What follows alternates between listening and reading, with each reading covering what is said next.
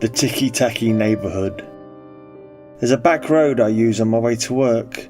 One of those long empty stretches you only get in rural America. Straight as a ruler, no shoulder, no landmarks, just fields and sky and the feeling of the only person alive for miles. My job takes me out that way every morning. Remote infrastructure, nothing glamorous, just a route no one else bothers with unless they have to. About halfway along, there's a row of houses, 11 of them, all in a neat line, all alone, nothing else for miles in either direction. Same shape, same siding, same porch swing, same mailbox. Like someone built one, copied it 10 times, and left them there to see if anyone would notice. It reminded me of one of my mum's old 45s, a song about little houses all looking just the same. I hadn't thought about it in years, but something about that road brought it back. At first I didn't think anything of it. I was new to the country, everything looked a bit artificial to me. There were people too, not many, just the ones who lived in those houses I assumed. A woman in a pink robe, watering her lawn, a middle-aged man checking the oil level on his truck, a kid waiting for the school bus, an old fellow on his porch with a mug, a dog that barked twice as I passed. Perfectly ordinary, perfectly human. I didn't give them a second thought. But after a while, I started to notice something odd. They always wore the same clothing. Not unusual in a place where winters never get that cold and summers never really change, but these were exactly the same clothes, every day, without variation. Then I noticed something stranger. Not right away, it took months, maybe longer. One morning the woman dropped her keys on the driveway, bent down, picked them up, laughed at herself. I remember thinking, how clumsy is she? That's about the 5th time I've seen her do that. With that idle thought, it suddenly hit me. They all had repetitions, vignettes that appeared over and over. The middle-aged man, some mornings he checked his oil, some mornings he loaded fishing gear, some mornings he cleaned his grill. Always one of those, never anything else. The kid with his own little set of actions too. Tie his shoe, toss a baseball into the air, chase the dog, stand still. The old man rotated between sipping, reading the paper, dozing.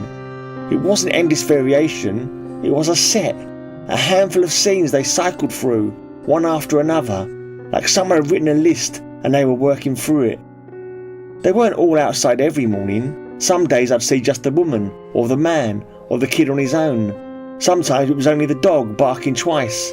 Other days there'd be 2 or 3 of them, each doing one of their usual little tasks. And every so often there'd be no one at all. Just the 11 houses sitting there in a neat row, quiet as anything, like they were waiting for their cue. Those were the worst. The silence felt expectant, like the people were simply off stage, getting ready for whichever bit came next.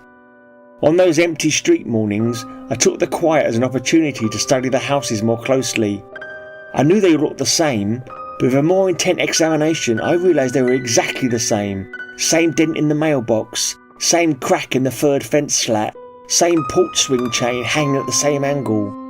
One day, out of curiosity, or nerves, I'm not sure which, I tapped my horn as I drove past. Not loud, just a quick toot. None of them reacted. Not a flinch, not a glance, not even the dog. I felt something cold go through me. I didn't try it again.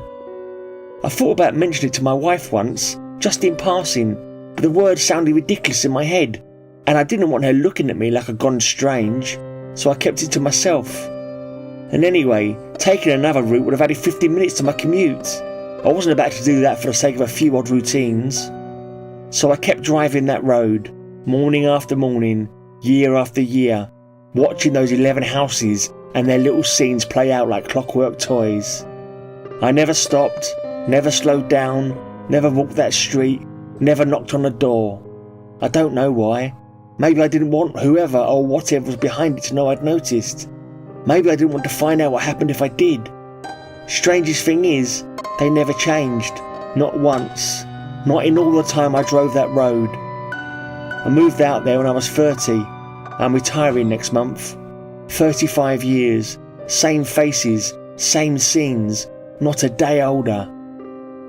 Sometimes I think, when I'm old enough that it doesn't matter anymore, when I'm close to the end, I might take a walk down that road, just once, just to see.